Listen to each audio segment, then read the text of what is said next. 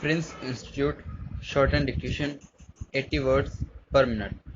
Exercise 455. Your dictation will start within 10 seconds.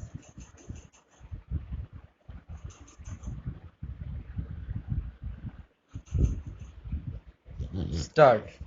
Mr. Deputy Chairman, I cordially welcome this bill. We cannot do too much for our children, nor can the importance of looking after neglected and delinquent children be exaggerated.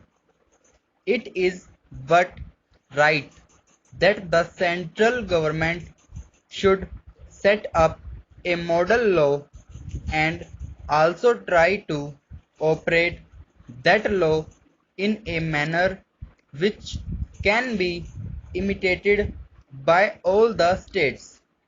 Therefore, whatever observations any one of us may have to make can only be with a view to improving the bill and making its provisions effective.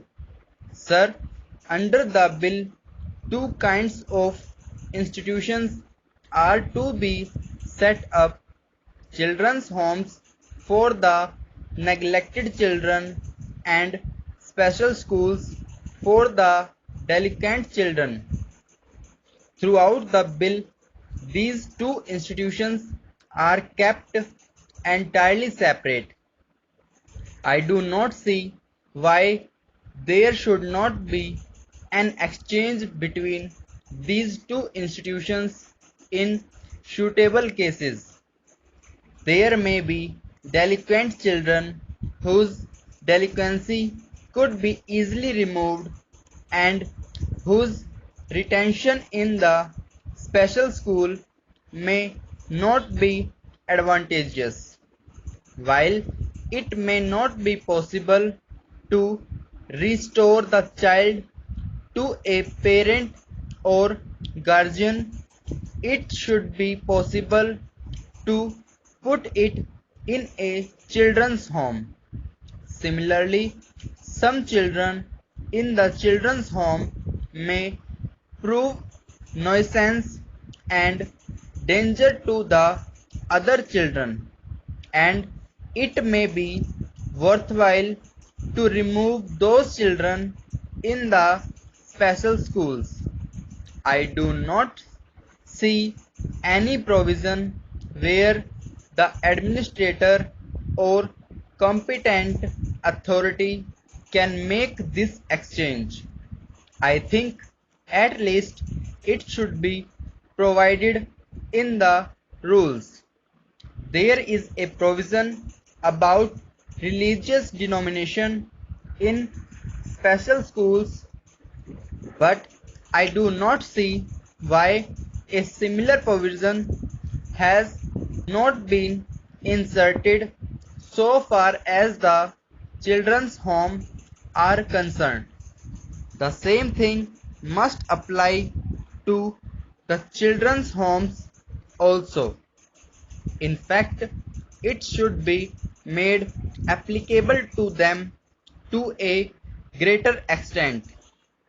I believe that so far as the children's homes are concerned, it is not so wise for the state to have its own homes, but they should encourage charitable institutions like the Ramakrishna Mission to start homes under their assistance, because if the state directly undertakes this task, it must have a sufficient number of institutions and sufficient resources at its disposal to do the work thoroughly throughout the state.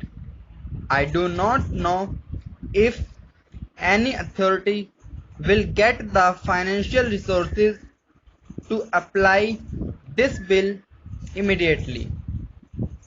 Therefore, that territorial authority will have to do the work bit by bit.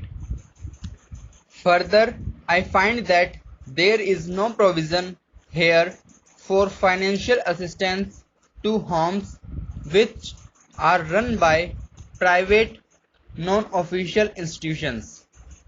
If a child is entrusted to some private individual who is willing to take charge of him, I think that will be the most satisfactory method of looking after the child.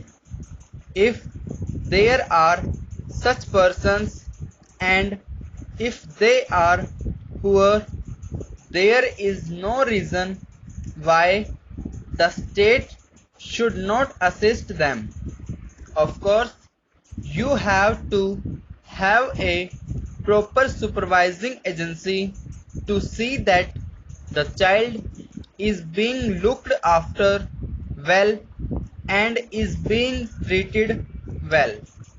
But subject to this condition, there should be an effort to put as many children as possible in homes, especially in homes where there are no children, where they can be looked after well as their own children, and if poor people are willing to take them, they should be assisted.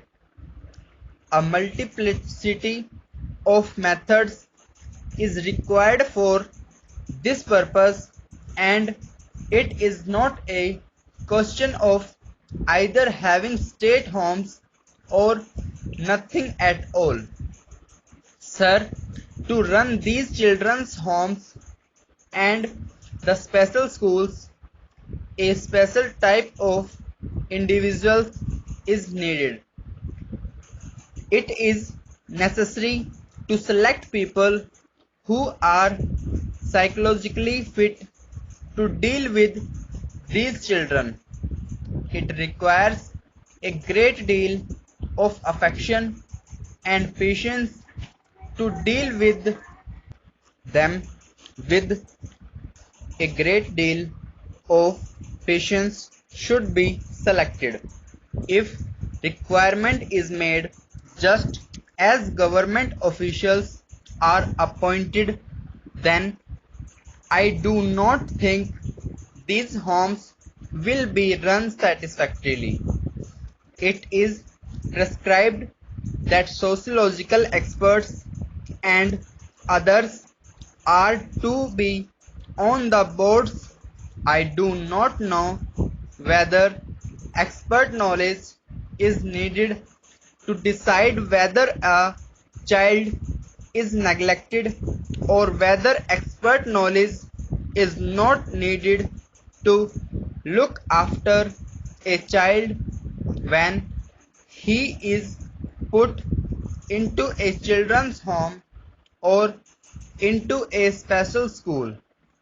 Special arrangements must be made in this regard, and probably it may be worthwhile to have an all India institution where special officers can be trained to be sent to look after these children's homes in all the states as well as in the union territories.